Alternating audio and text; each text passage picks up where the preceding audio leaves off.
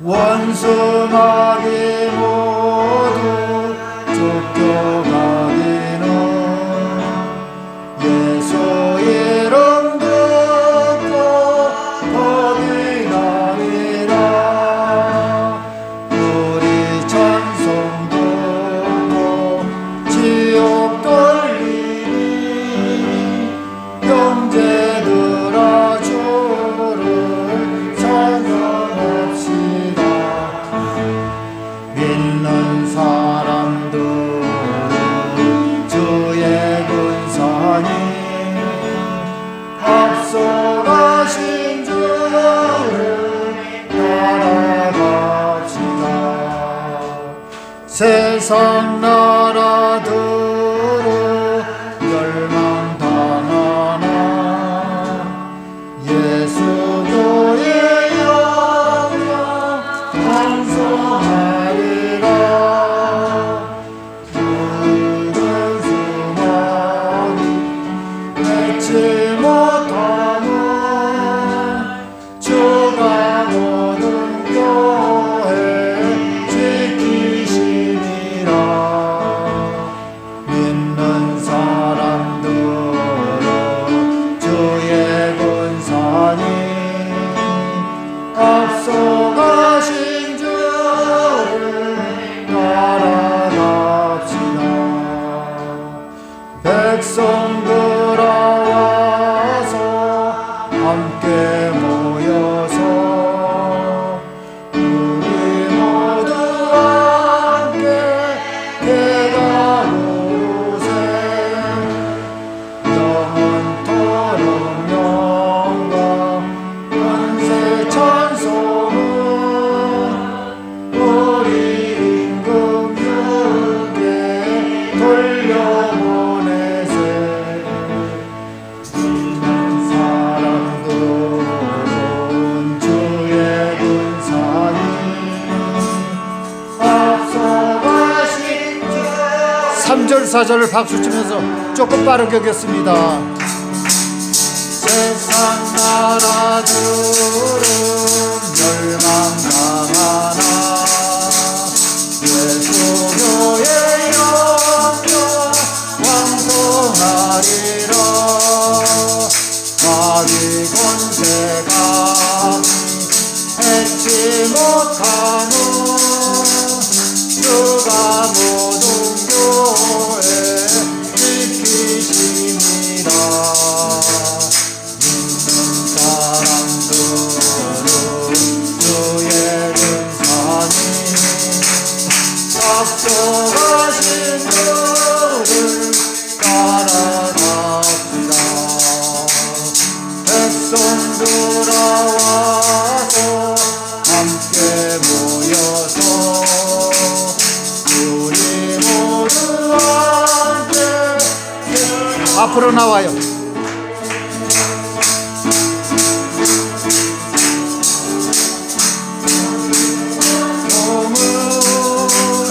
우리 임금 주께 돌려보내세. 믿는 사람들은 주의 군사니 앞에 가신 주를 따라갑시다.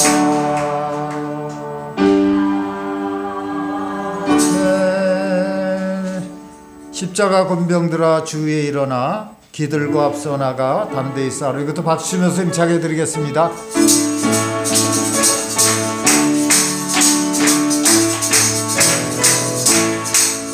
십자가 군병들아 주위에 일어나 기들고 앞서 나가 담대히 싸우라. 그래서 승전하고 영광을 얻도록 두 군데로 우리가 이기게 하시네. 십자가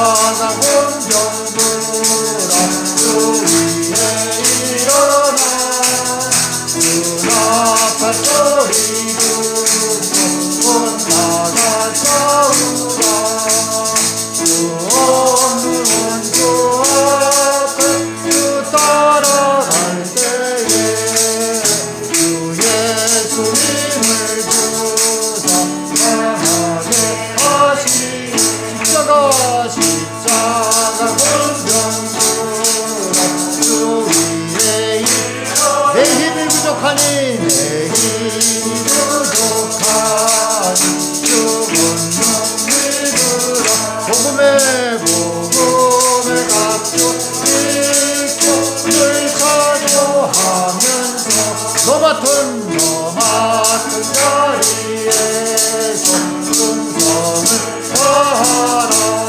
십자가 권병구라 주 위에 이르러 이날에 접전하고 이날에 접전하고 목회가 부르라. 온전한 성전 군사들이 영생을 얻으며 영광의 주와 함께 왕복 십자가 3절 다시 봅니다.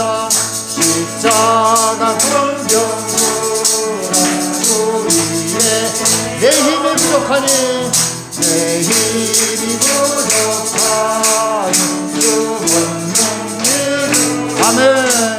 복음의 값도 있고 늘 기도하면서 너 맡은 자리에서 충성을 다하라.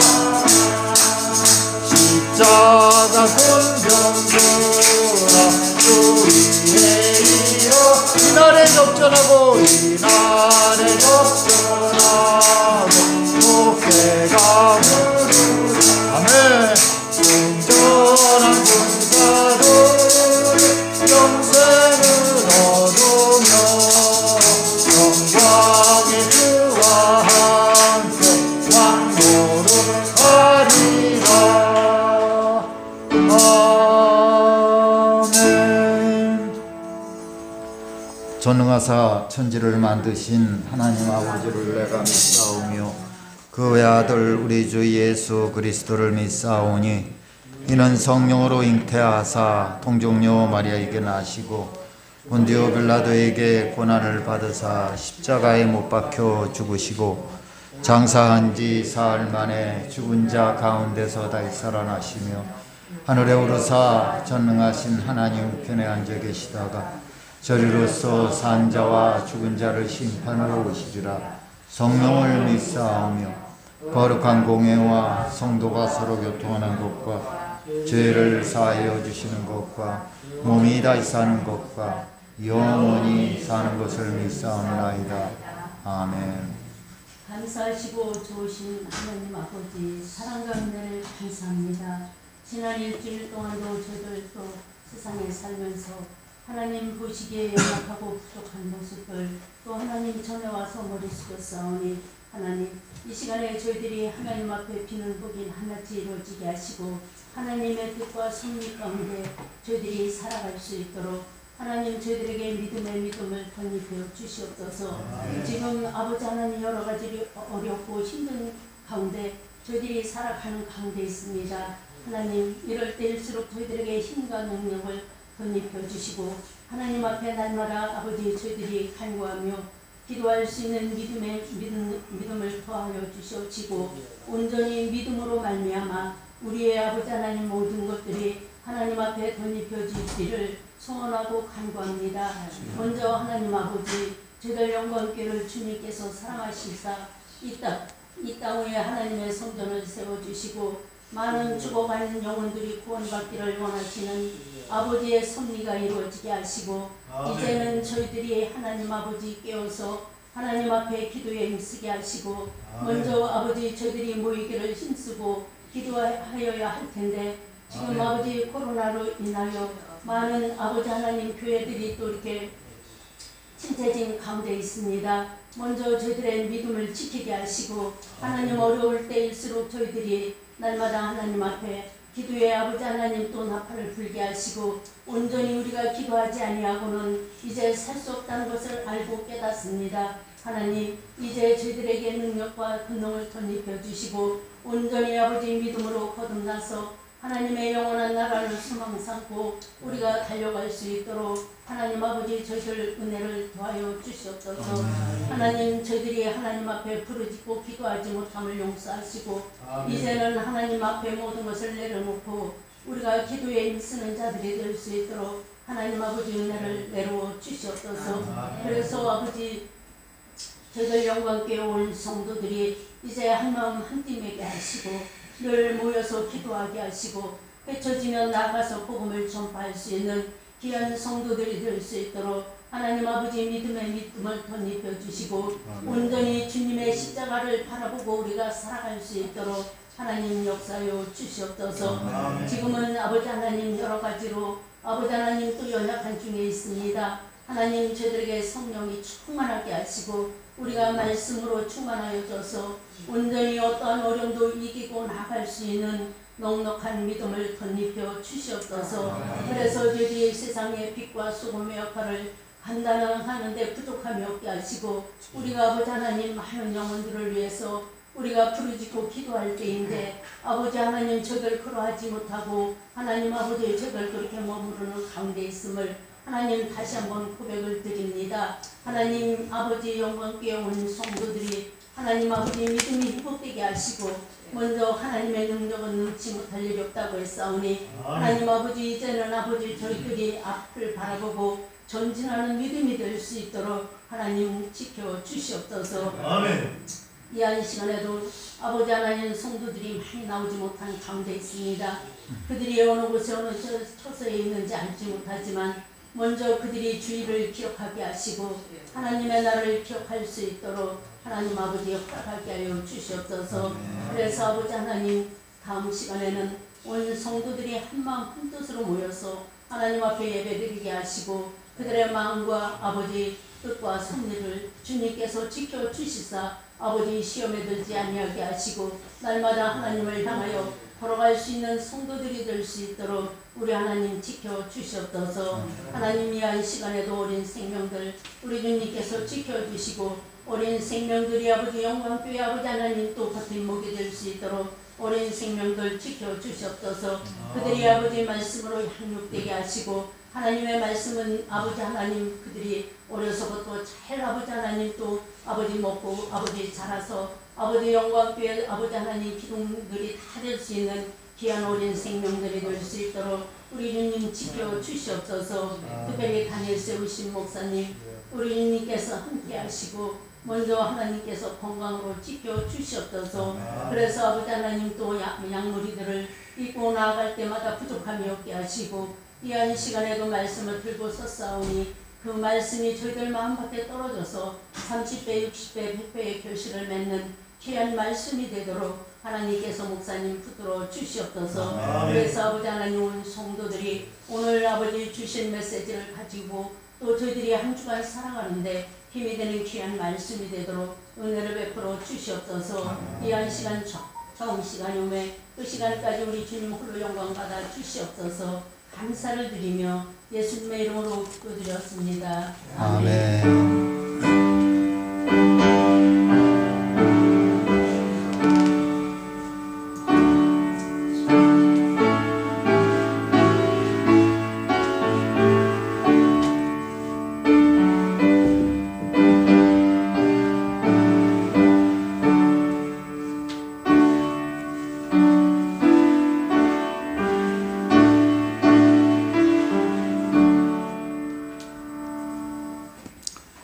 오늘 우리들에게 주시는 말씀 마가복음 1장 40절부터 45절까지 우리 합독해 보겠습니다. 같이 시작. 한 나병 환자가 예수께 와서 꿇어 엎드려 간구하여 이르되 원하시면 저를 깨끗하게 하실 수 있나이다.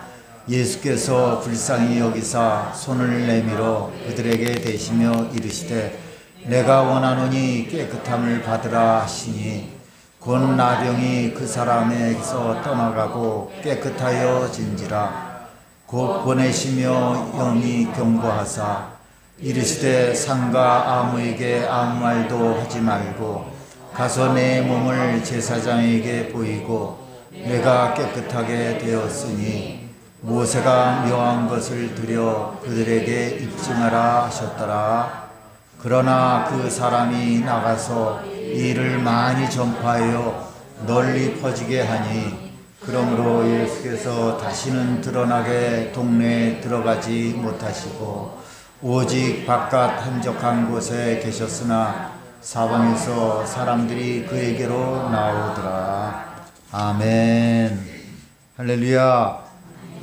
몸이 불편하신 분들 계십니다. 우리 이갑승 권사님도 이렇게 좀 다치셔서 지금 좀 애를 못 계시고요. 그 주보들을 참조하시고, 이갑승 권사님, 우리 이제 하나 남았습니다. 넷째 달, 6월 20일 날, 토요일 날, 외동에서 거행됩니다.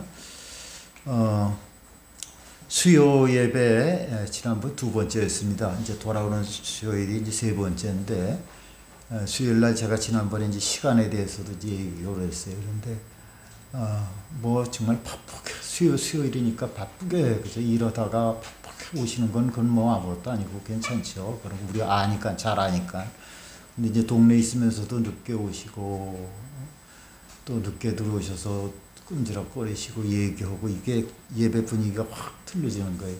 수요일날 우리가 알다시피 수요 기도회라고도 하지 않습니까? 이제 기도를 하기 위해서 말씀에 집중하고 기도를 해야 되는데 이제 그런 게 있어서 제가 지난번에 우리가 7시 25분에 드린다고 그랬다가 그다음에 30분으로 하고 그랬는데 난 뭐 저게 수요일 날은 안 드릴 거예요. 우리 누가 뭐 그렇습니다. 뭐 다른 교회도 안 드리는데 이런 얘기 듣더라도 거기 넘어가지 마시고 또 우리 교인 전체가 다들 이렇게 드리려고 하니까 그렇게 아시길 바라고 수요 우리 예배를 참석지 못하신 분들 우리 청년 집사님들 또 그 외에 참석지 못하신 분들 참석하셔서 정말 같이 함께 합심해서 기도하면은 우리가 기도 좀 뭐 한 말인가요? 좀 불경스럽다고 할까? 뭐 기도의 맛을 우리가 느낄 수 있습니다. 뭐 쉽게 표현하면 그런 거예요. 우리가 함께 모여서 왜 우리 가운데 뭐 그냥 편하게만 하는 사람들이 있겠어요? 문제들도 다 있고 기도 제목들이 다 있는데 주일날 하루 오셔서만이 아니고 수요일날은 함께 30분 가까이 이렇게 기도를 하니까 같이 오셔서 참여하시길 원합니다. 코로나가 또 이렇게 많이 기승을 부리는데 그저께도 전화가 왔어요. 예배 드립니까? 잘 드립니다. 좀 안 드렸으면 좀 어쩌고 이제 그런 소리를 하길래 우리 교회는 참 아주 다 손들 잘 씻고 마스크 꼭 쓰고 이렇게 우리가 참석하니까 걱정하지 마십시오 그랬는데 아직도 많은 교회들이 좀 주일 낮 예배만 드리고 이제 안 하는 그런 교회들이 참 많은 것 같지만은 그 뭐 누가 뭐 잘했다 잘못했다 그건 아니에요. 그런 건 없는 거고 우리가 이제 상황에 따라 가지고 이제 기도하면서 또 예배 참석하시고 또 이왕이면은 조심하려는 건 조심하면은 그게 좋은 거니까 그건 믿음하고 상관없는 거거든요. 조심하셔서 우리가 그저 예배가 또 중단되고 막 이런 일이 없기를 바라겠습니다. 자, 옆에 사람 앞에 사람 우리 하는 주님은 원하십니다. 악수하시고 친결 안으시기 바랍니다. 주님은 원하십니다. 시연이 빨리 나가.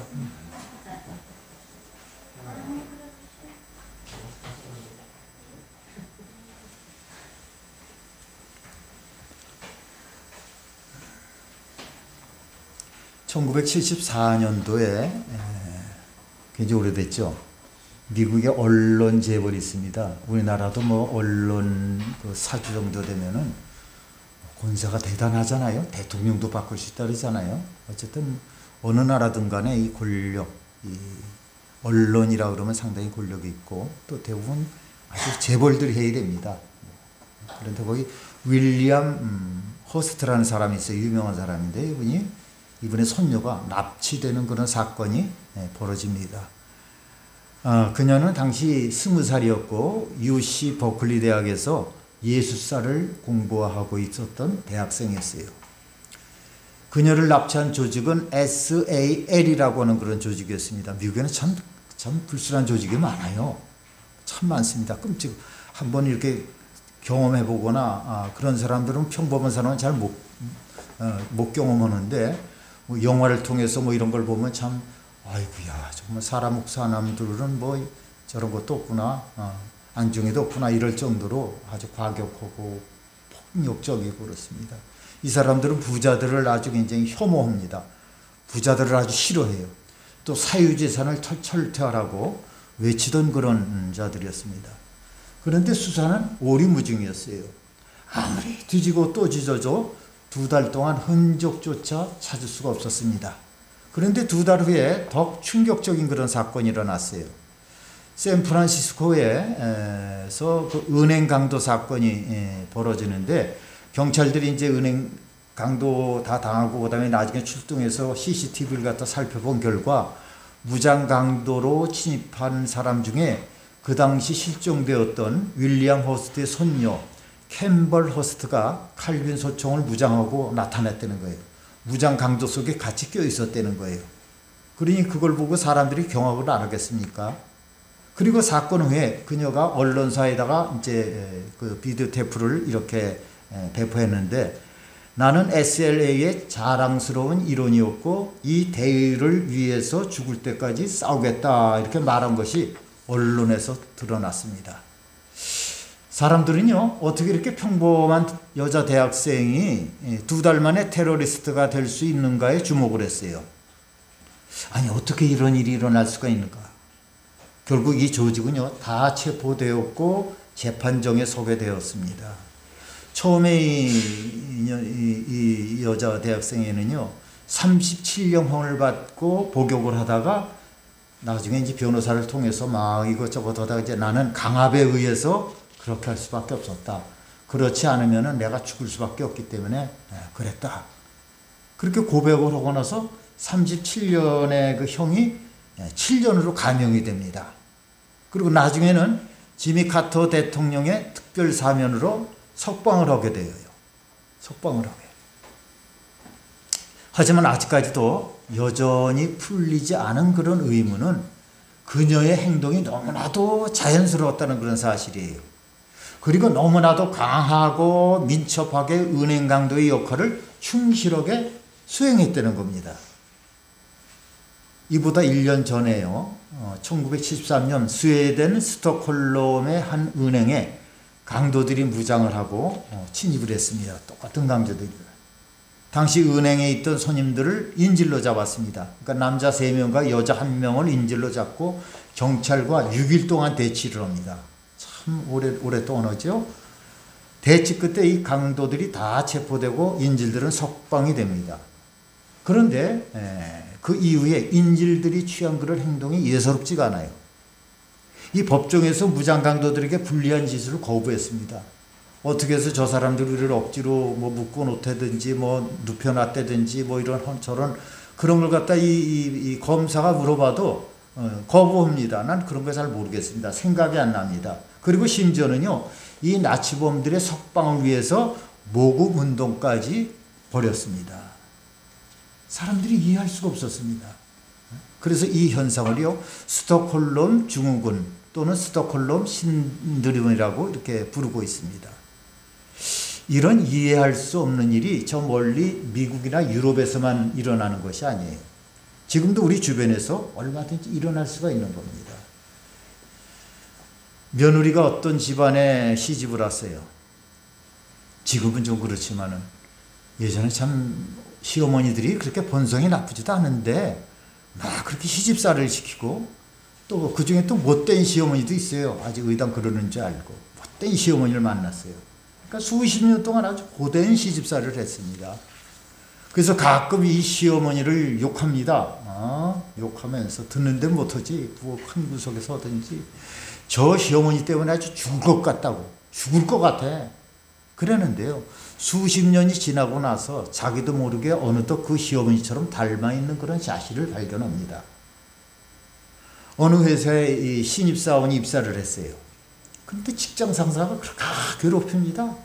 한시도 그만두질 않아요. 그 상사 때문에 뭐 아주 죽을 것 같아요.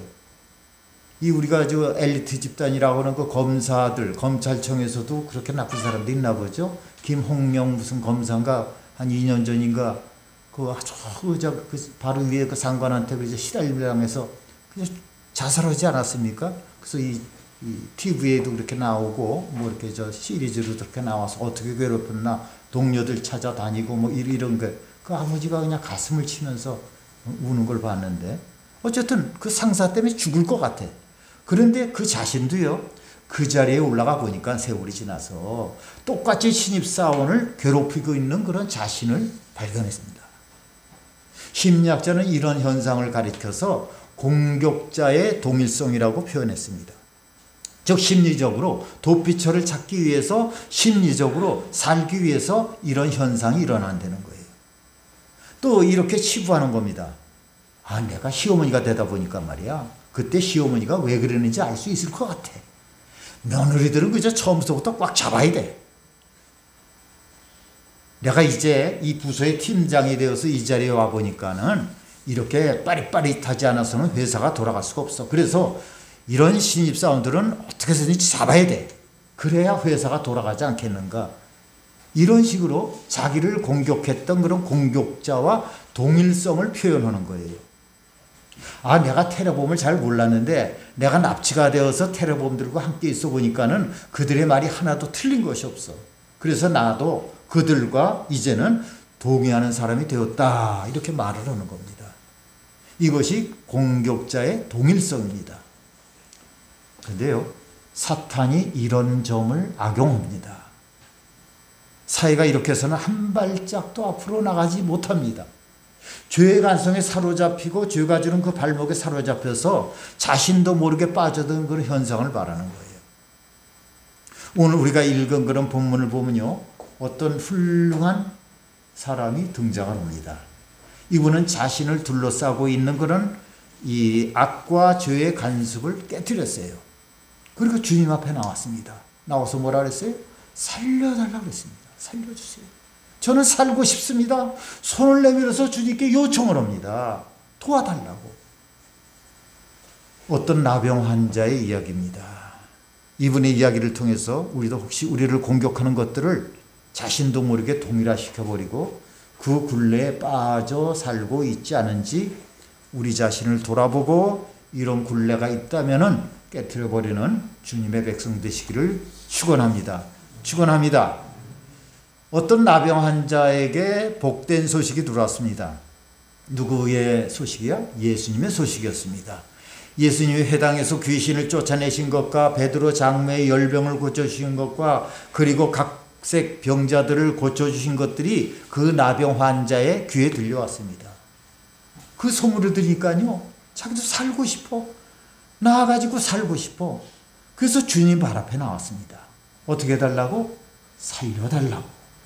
그런데 이것은 대단히 중요한 사건이에요.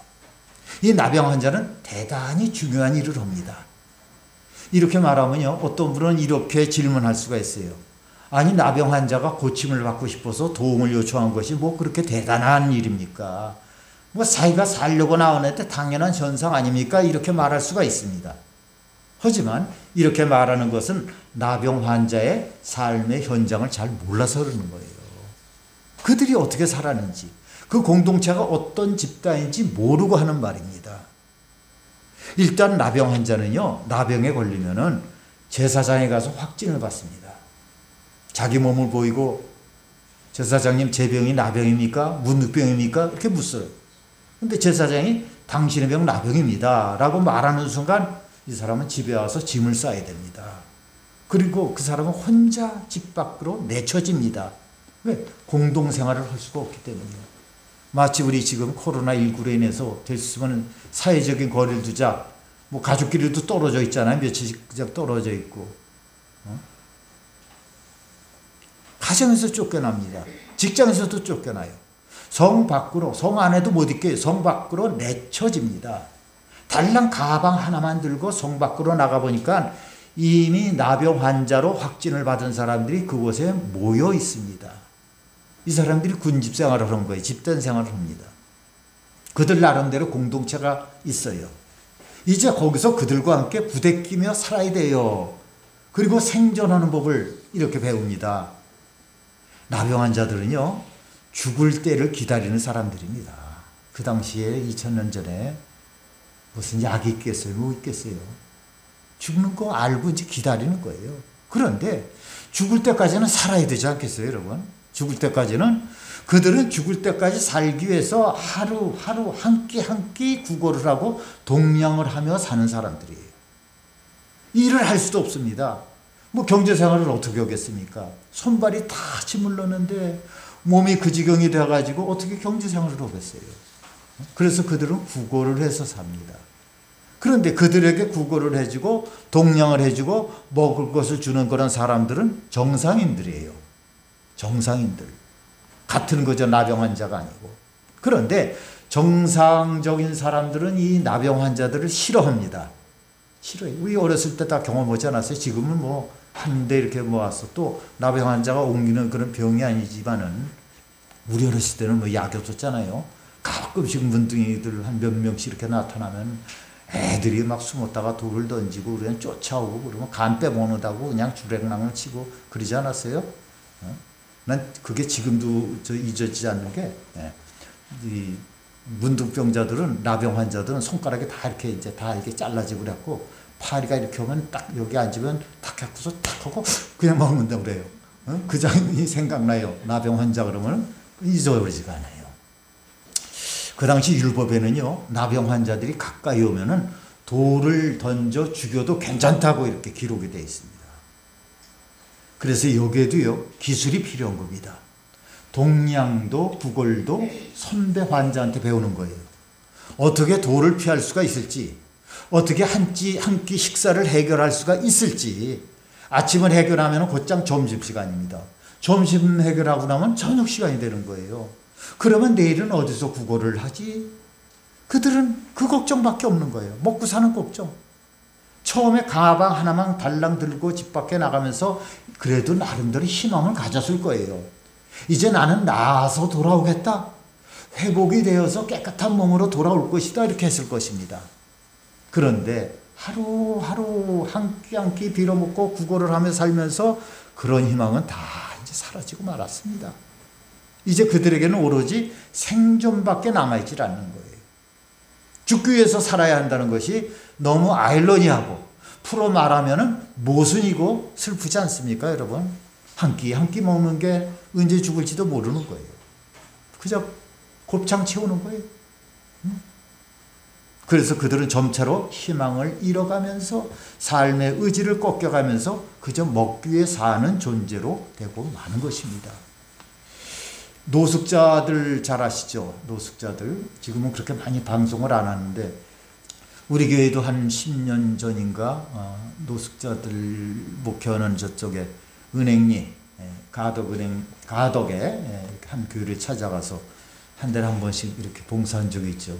이 사람도 그저 여러 명 되는데 화장실을 어떻게 안 치우는지 우리 여자 집사님들 권사님들이 가셨어요. 아이고 그냥 그걸 물을 떠다가 붓고 하여튼 교회 주변이 다 더러워요. 냄새가 납니다. 우리 잘 알잖아요. 또 어떻더라 하는 그런 얘기도 들어봤고. 이 노숙자들도 처음에는 노숙자들 그 대리에 합류할 때 그들이 다 사연이 있었던 사람입니다. 가슴 아픈 사연, 과정과 일터에서 눈물 없이는 들을 수 없는 그런 사연이 있었어요. 그렇게 해갖고 그들이 노숙자가 된 겁니다. 처음엔 처량하고 힘들고 춥고 배고프고 뭐 여러 가지 있겠지만 그런데요, 한 달만 지나면은 그 생활에 잘 적응한대요. 그런데 가끔 어떤 후원자가 나서서 옷도 주고 이렇게 신발도 새 신발로 사주고 이렇게 또 일자리도 알선해주고 이제는 열심히 해서 이제 노숙자 생활 청산하고 돌아가라고 하면은 돌아갔다가도요 다시 노숙자의 생활로 돌아온다고 합니다. 왜냐하면 이미 익숙해져 있기 때문이에요. 이 생의 의지, 삶의 의지, 갱생의 의지가 그들에게서는 다 사라졌어요. 이것이 무서운 겁니다. 이 나병 환자도요, 그 무서운 굴레 가운데 살아가는 사람입니다. 그래서 그가 이 주님 앞에 나왔다는 것은 아주 위대한 사건입니다. 그래서 그가 주님 앞에 살겠다고 손을 내민 것이 위대한 결단과 고백이었습니다. 이 사람이 주님을 찾아와서 뭐라 그랬습니까? 본문 40절 말씀을 함께 읽겠습니다. 한 나병 환자가 예수께 와서 꿇어 엎드려 간구하여 이르되 원하시면 저를 깨끗하게 하실 수 있나이다. 와서 꿇어 엎드려 예수님께 간구합니다. 간절한 마음으로. 예수님은요, 이 나병 환자가 어떤 사연을 통해서 여기까지 온 것을 잘 알고 있습니다. 그가 여기까지 올 때는요, 넘어야 할 그런 장벽들이 참 많았어요. 첫째로 그는 나병 환자들의 공동체라고 하는 그런 장벽을 넘어야 했습니다. 따라합시다. 장벽을 넘자. 성경에 보면 구약에서부터 신약까지 나병 환자는 혼자 다니지 않는다고 했어요. 항상 무리를 이루어서 다닙니다. 10명이나 그 이상의 단위로 같이 다닙니다. 왜냐하면 혼자 다니면 위험하기 때문이에요. 혼자 다니다가 사람들이 던진 돌에 맞아 죽으면요, 나머지 나병 환자들은 그날 구걸을 포기해야 됩니다. 얻어먹은 걸 포기하고 굶어야 돼요. 이 사람이 살이 나고 나면요, 사나워집니다. 피를 보고 나면은 사나워져서 비슷한 것만 있으면 또 저놈은 뭐야 하면서 와 올라가서 때려 죽일 수가 있다는 거예요. 그러니까 그날 구걸과 동냥에 응해주지를 않습니다. 그래서 아마 이 사람이 예수님께 오는 날도 아마 10명 이상의 사람들이 동냥을 하기 위해서 나섰을 거예요. 그런데 이 사람이 나도 예수님께 가고 싶었습니다. 예수님께 가서 자기의 몸을 보이고 싶었어요. 아마 함께하는 그런 나병 환자들에게 거짓말을 하고 아마 주님 앞에 나왔을지 몰라요. 잠깐 내가 어디에 다녀오겠다고 주님 앞에 왔을지도 모릅니다. 어쨌든 그는 주님 앞에 와서 그 나병 환자의 공동체의 관성을 깨고 주님 앞에 나와서 살아보겠다고 발버둥을 칩니다. 또한 그가 여기까지 올 때 넘어야 할 그런 장벽은 정상인들에게는 적개심을 일깨워주는 거예요. 그가 가까이 오면요, 이 정상인들은 손에 돈을 들고 내려치겠다는 그런 적개심들을 가지고 있습니다. 먼저 돌부터 들어요. 돌부터. 들키면 돌에 맞아 죽을 수도 있어요. 그런 위협과 어려움을 뚫고 주님 앞에 나왔어요. 이제 다시는 나병 환자의 조직에 들어가지 않겠습니다. 이제 내가 가다가 돌에 맞아 죽는다든 그렇게 죽거나 나병으로 죽거나 죽는 것은 마찬가지니까 마지막으로 제가 주님 앞에 나와서 말을 해보고 싶고 간청을 해보고 싶습니다. 이런 간절함으로 주님 앞에 나왔습니다. 간절함으로. 전 지금도 간절합니다. 지금도. 네? 여러분들도 간절했기 바랍니다. 간절함이 있으면은 교회 나오고 싶지 않은 그런 마음, 기도하는 게 길다 하는 마음, 그런 게 없을 거예요. 간절함이 있어야 돼요. 이 문득병자 얼마나 간절했겠어요. 살렸다. 고쳐줬다. 귀신도 쫓아줬다. 어쩌면 나도 거기에 해당될 수 있다. 간절함입니다. 그런데 보다 더 중요한 사실은 그는 생애 의지를 가지고 있었다는 사실입니다. 살아보겠다고는 그런 의지. 아마 불안감도 상당히 컸을 거예요, 여러분. 죽을 각오를 하고 주님 앞에 나왔는데 나는 말이야 뭐 열병이나 그 다음에 이런 거 저런 거 고치기도 하는데 귀신도 내쫓는데 나는 너를 고칠 수가 없어. 치유할 수가 없으니까 그게 내 한계다. 나병 환자들을 그리 너 돌아가거라. 이런 절망적인 이야기를 들으면 어떡하잖아. 그런 두려움이 왜 없겠어요. 이것저것 다 계산을 하죠. 그러나 그는 그런 두려움을 다 뒤로 하고 주님 앞에 나와서 엎드렸습니다. 이것이 나병 환자의 위대한 꿈이에요. 성경은 전통적으로 이 나병과 죄를 유일한 이 동일선상에 놓고 있습니다. 나병과 죄가 왜 동일하고 비슷하냐? 한 3가지 정도를 우리가 들 수가 있는데, 첫 번째는 나병이나 죄는 시간이 한참 지나야 드러난다는 사실입니다. 따라합시다. 시간이 지나면 드러난다. 처음에 나병에 걸리면 자기도 모릅니다.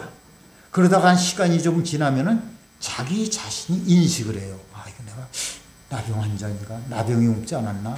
그리고 조금 더 시간이 지나가면 가장 가까운 그런 가족들이 알아봅니다. 그리고 좀 더 시간이 지나면 이웃과 동네 사람들이 다 알아요. 죄도 마찬가지예요. 처음에는 그게 죄인 줄 모르고 짓다가 나중에는 혼자 죄의 은밀한 낙을 즐기면서 짓습니다. 아무도 모릅니다. 그러나 조금 더 이 죄가 진행이 되면은 가장 가까운 사람들이 압니다. 그러나 멈추지 않아요. 그러면 차츰차츰 이 죄의 관성은 모든 사람들이 다 알 때까지 죄를 짓는 거예요. 죄와 나병은 이렇게 일치되는 점이 있습니다. 두 번째로 죄나 나병은 영적인 그런 감각과 육체적인 감각이 무감각해집니다. 따라합시다. 영육이 무뎌진다. 나병은 눈썹들이 빠지기 시작한대. 눈썹이 없습니다. 나병 환자들. 그리고 손톱이 빠진대요. 뜨거운 걸 잡아도 그저 뜨거운 게 느껴지질 않는답니다. 손마디가 떨어져 나가도 아픈 걸 느끼지 못한대요. 나병균이 들어가면요 그렇게 몸이 망가지고 부서지고 그렇게 해서 죽어가는 겁니다. 죄도 역시 마찬가지 아닙니까? 처음에 죄를 지을 때 무지하게 떨립니다. 손발이 떨리고 얼마나 무서운지 몰라요. 그런데 계속 죄를 지으면 화인 맞은 양심이 됩니다. 두려움을 상실해요. 하나도 무섭지 않습니다. 담대하게 죄를 짓습니다. 대범해집니다. 영적으로 무감각해지기 때문입니다. 세 번째 나병과 죄의 공통점은 고립된다는 거예요. 따라합시다. 고립된다. 나병에 걸리면은 공동체에서 살 수가 없어서 집 밖으로 내침을 당합니다. 이거 나병 환자끼리 살아야 돼요. 자기끼리 군집을 이룹니다. 죄가 이렇게 무서운 거예요. 죄도요 역시 사람을 소외시킵니다. 죄는 아무도 자기를 소외시키지 않는데 스스로 죄의 굴레에 갇혀버리는 거예요. 얼마나 힘이 드는지 몰라요. 우리는 아담과 하와의 맏아들인 그런 가인을 잘 알고 있죠. 설교를 통해서 성경을 읽고. 가인이 인류 최초의 뭐예요? 살인자였죠. 살인자. 자기 동생을 돌로 쳐서 죽인 사람입니다. 하나님이 찾아오셨어요. 가인에게 묻습니다. 너 동생 아벨이 어디느냐? 그런데 가인이 딴청을 피우죠. 아니 제가 뭐 동생을 지키는 사람입니까? 그러다가 그 죄가 백일하에 다 드러났습니다. 이제는 두려워합니다. 그리고 하나님께 부르짖습니다. 하나님, 나를 만나는 사람들이 나를 죽일까 두렵습니다. 저 그래서 살고 싶습니다. 그렇게 하나님께 호소합니다. 그런데 하나님은 그에게 두려워하지 말라 그럽니다. 내가 너에게 이 표를 갖다 줄 테니까 이걸 가지고 다니면 사람들이 너를 죽이지 않을 것이다. 너는 내 앞을 떠나지 말고 너의 자리를 지키라고 그렇게 말씀하십니다. 그럼에도 불구하고 이 사람이 하나님을 떠나버립니다. 죄가 얼마나 무서운 것인지 하나님 앞에 있기 싫어서 결국은 하나님을 떠나는 거예요. 창세기 4장 16절과 17절을 우리 함께 읽습니다. 가인이 여호와의 앞을 떠나서 에덴 동쪽 롯 땅에 거주하더니 아내와 동침함에 그가 임신하여 에녹을 낳은지라. 가인이 성을 쌓고 그의 아들의 이름으로 성을 이름하여 에녹이라 하니라. 에녹이라 하니라. 가인이 하나님을 떠나서 성을 쌓습니다. 성을 쌓았다는 것은 이제 하나님을 보기 싫어서 내가 눈을 감는 다는 거예요. 이제는 하나님의 말씀이 듣기 싫어서 내 귀를 막습니다. 이제는 하나님을 향해서 내 마음을 열고 싶지 않습니다. 마음을 닫아버렸어요. 그 표현이에요. 가인은 이렇게 해서 영원한 멸망의 길로 가게 됐습니다. 죄는 이렇게 자기를 공격한 사탄과 동일성을 가지고 있습니다. 그래서 그 굴레를 깨치고 벗어나오기가 상당히 힘이 든 거예요. 그런데 다윗은 달랐습니다. 다윗이 여러분 얼마나 무서운 죄를 졌습니까? 우리가 뭐 설교도 참 많이 듣죠. 다윗이 지은 죄, 간음죄를 짓고 살인을 했습니다. 그리고 이웃의 아내를 탐냈어요. 10계명의 10계명 중에서 동시에 3계명을 이렇게 범했던 사람이에요. 선지자 나단이 찾아왔습니다. 그리고는 뭐라 그래요? 99가지 놈이 한 개 가진 사람을 갖다 죽이고 사람을 대접했다. 그게 누군 줄 아냐? 바로 당신이다. 당신이 그 사람이다 라고 말합니다. 이 책망을 들을 때 그는 그 순간 그 자리에 엎드려서 회개했습니다. 그 죄를 회개하는 순간 자신을 둘러싸고 있던 그런 죄의 굴레에서 그 성을 허물고 거기서 기어나와서 살려달라고 손을 내미는 그런 다윗이 된 거예요. 즉시로 돌아섰습니다. 살려달라고 그런 거예요. 여러분 가인과 다윗을 한번 비교해 봅시다. 누가 더 큰 죄인입니까? 가인은 사람을 죽인 자라 그랬죠. 다윗도 사람을 죽인 자입니다. 가인은 여기서 그쳤어요. 죽이는 것으로. 근데 다윗은 간음을 했고 이웃의 아내를 탐했습니다. 가정적인 죄를 범한 사람입니다. 그런데 왜 가인은 하나님께 영원히 버림을 받았고 왜 다윗은 하나님 마음에 합한 사람이 되었겠습니까? 다윗은 그 죄의 성을 깨뜨리고 기어나와서 살겠다고 하나님 앞에서 눈물로 호소했기 때문입니다. 이것이 위대한 다윗을 만든 그런 지름길이 된 거예요. 나병 환자들이 그 당시 집단을 이루고 살았는데 수많은 나병 환자들 중에는 주님 앞에 나온 사람들은 이 나병 환자 한 사람뿐이었습니다. 한 사람. 이 한 사람이 혼자 주님 앞에 나와서 살겠다고 살려달라고 손을 내밀었을 때 이 사람이 은혜를 더 듣게 되는 겁니다. 우리가 주일날, 수요일날 혹은 금요일날 주님께 드리러 나오는 게 좀 예배 드리러 나오는 게 우습게 보일지 모르지만은 결코 우스운 게 아닙니다, 여러분. 결코. 그건 함부로 그저 나는 누가 이렇게 저렇게 해서 뭐 다른 데하고 똑같이 이렇게 예배 드리려다 그러니까 이번에 빠진다 어쩐다 이런 얘기들 하지 말라는 거예요. 나는 남편이 어땠다 저랬다 이런 얘기 하지 말라는 거예요. 우스운 일이 아니라는 겁니다. 아주 중요한 사건입니다. 한 주 동안 우리가 그저 살아가는 삶의 현장을 한번 돌이켜 보세요. 얼마나 많은 죄악이 우리의 발목을 잡습니까? 죄의 진흙탕 가운데서 뒹굴면서 살지 않겠습니까? 그 죄가 나를 붙잡아서 나를 힘들게 만들지 않습니까? 죄는 이렇게 말합니다. 뭐라고 해요? 그렇게들 쉽게들 얘기해요. 세상은 다 그렇고 그렇게 사는 거 아니야? 그렇고 지금 이 시대를 봐. 이 사람들이 다 그렇게 사니까 너도 별 수 없지 않지 않냐? 그렇게 살아야지. 우리가 발을 갖다 공중에 띄어서 살 수 있는 사람도 아니고 일반인 아닙니까? 평범한 사람들 아니겠어요? 어떻게 성경대로 하는 대로 말씀하신 대로 살 수가 있겠냐? 그렇게 자기를 합리화시킵니다. 합리화. 그리고 또 나아가서 말을 합니다. 교회 가서 말씀을 들어봐야 너에게 유익한 것이 뭐가 있겠냐? 성경은 이상적인 것을 말하지만 우리는 일반적인 사람이니까 이렇게 하루 보러 살고 자식 교육시키면서 살고 내 몸뚱이 건사하면서 살고 시간이 돼서 죽으면 그때 그 다음에 우리가 어떻게 되는지 알 수 있겠냐? 세상은 우리에게 이렇게 말을 합니다. 들어보면 그럴듯하죠. 그럴듯하죠. 그래서 우리는 그들에게 동조해버립니다. 나를 공격하는 사탄과 동일해버리는 거예요. 그런데 우리는 오늘 그 굴레를 끄고 주님께 나왔습니다. 할렐루야. 할렐루야. 사탄의 그런 속삭임을 깨고 주님 앞에 나와서 엎드렸습니다. 이렇게 나와서 주님, 내가 일주일 동안 혹은 3일 동안 이렇게 살았습니다. 그러나 살기 위해서 주님 앞에 나왔으니 한량없는 은혜를 이 시간 저에게 베풀어 주십시오. 하나님 저를 살려주십시오. 나병 환자들처럼 내 목이 썩어가는 것도 모르고 죄악으로 내가 죽어가는 것도 모르고 그렇게 살았는데 주님 살고 싶습니다. 오늘 우리는 예배의 자리에서 이렇게 외치는 거 아니겠습니까? 하나님께서 그런 주님의 백성들에게 한량 없는 그런 은혜를 베풀어 주시기를 믿습니다. 42절을 1절을 함께 읽겠습니다. 예수께서 불쌍히 여기사 손을 내밀어 그에게 대시며 이르시되 내가 원하노니 깨끗함을 받으라 하시니 주님은 불쌍히 여기셨다 그랬어요. 왜 불쌍히 여기실까요? 이 사람이 살아온 과정을 다 알고 계시기 때문입니다. 그가 여기까지 온 과정에서 넘어야 할 그런 장벽들을 그 고통을 주님이 다 알고 계신 거예요. 그래서 불쌍히 여긴 겁니다.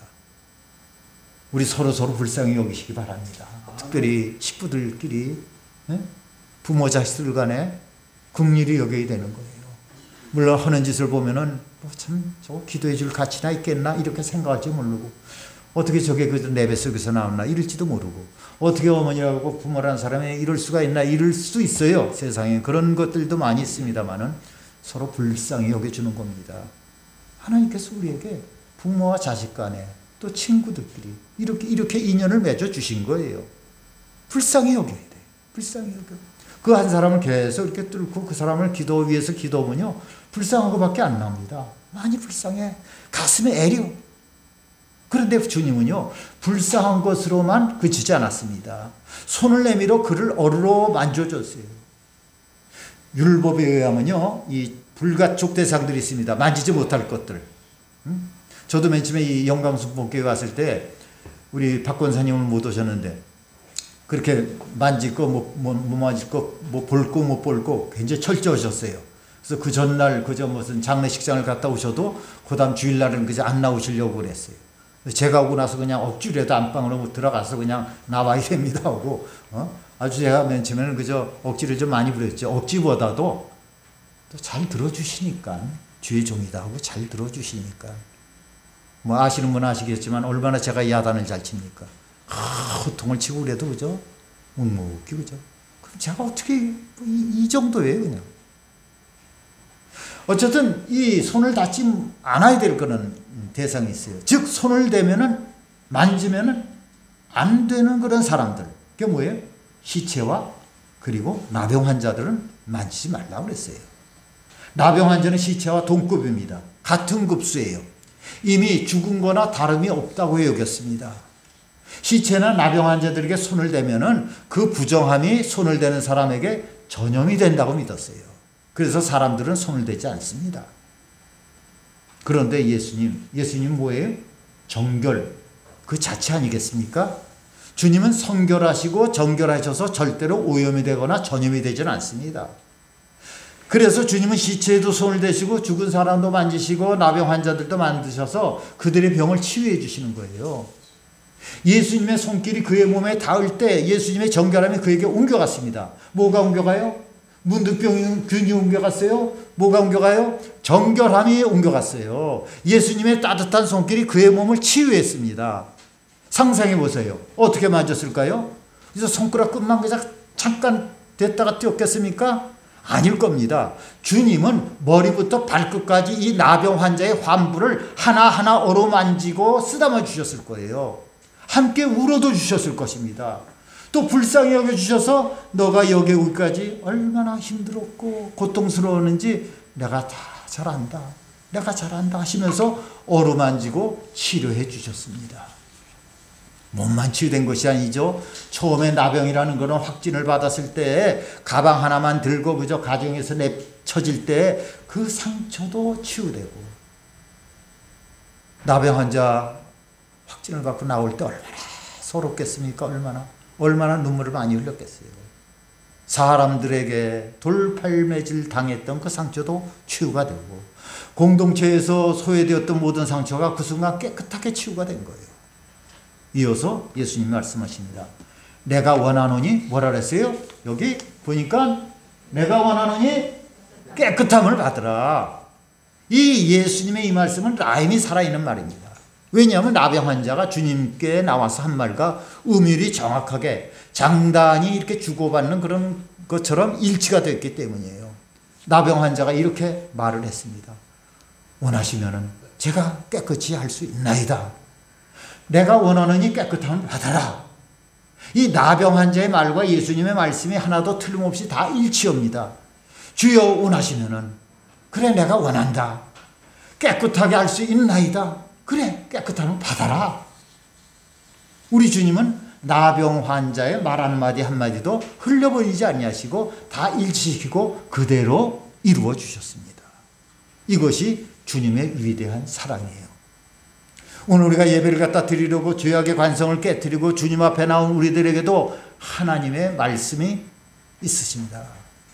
내가 기도한 대로 내가 원한 대로 하나님께서 나의 말 한마디 한마디마다 다 은유를 맞춰서 말씀을 하시는 거예요. 내가 원하는 이 깨끗함을 받아라. 그 깨끗함을 가지고 이 세상에서 가감없이 승리하며 당당하게 살아라. 어깨를 펴고 살아라. 주님께서 우리에게 그런 귀한 은혜를 주실 줄 믿습니다.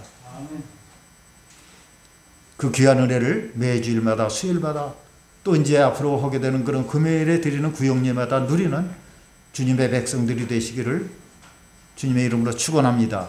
축원합니다. 제가 아까 우리 이형규 목사님 지난주에 오셔서 참 좋았고요. 오늘 또 이렇게 사모님이랑 또 우리 권사님은 어디 딸네 집이 일이라고 그랬나요? 거기 가서 좀 며칠 있다 오신다 그랬는데 오늘 이렇게 다들 나오셔서 또 이호기 집사님 부부 오셔서 참 감사합니다. 우리 모두가 주의를 참 우리가 가지고 있는 그런 능력들, 우리가 가지고 있는 그런 탤런트를 가지고 참 우리보다 못한 사람들을 비유하면서 참 재수가 없어 그런 것보다도 어쨌든 모르겠어요. 코로나19에 확진되어서 교사가 폐쇄된 그런 교회들도 뭐 여러 가지 우리보다 어려운 교회가 많이 있지 않겠습니까? 그런 교회를 우리가 생각하면서 주님 말씀 한마디 한마디 이 주일 이 오전에 내가 목사를 통해서 말씀을 들었구나 감사하면서 여러분들 나는 주님의 백성이다. 주님의 자녀라는 이런 확신을 가지시고 또 자긍심을 가지고 이 험한 세상 승리하는 여러분 되시기를 주님의 이름으로 축원합니다. 축원합니다. 우리 찬송 드리겠습니다. 찬송 365장입니다.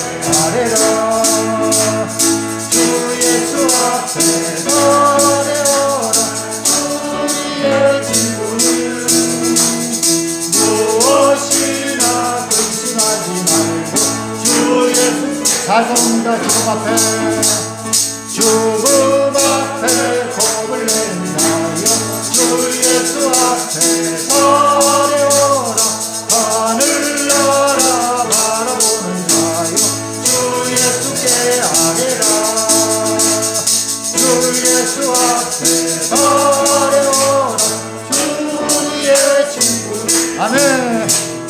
무엇이나 근심하지 말고 주 예수께 아뢰라.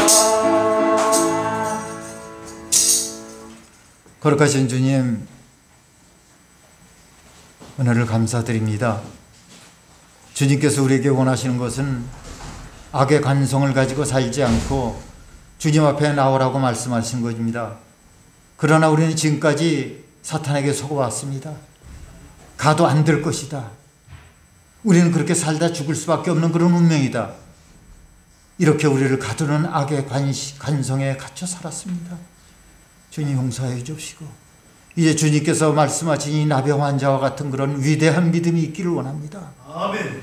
가인과 같이 하나님을 떠나 성을 짓고 살아가는 어리석은 자가 되지 않게 해 주시고 오히려 다윗과 같이 주님 앞에 나와 엎드려 회개하며 눈물로 하나님 앞에 나오는 믿음의 백성들이 될 수 있도록 도와주시옵소서. 아멘. 하나님의 성령께서 이 시간 친히 이끌어 주시옵시고 아멘. 하나님, 우리가 언제까지나 주저하고 낙심하고 불평하고 살기를 원치 않습니다.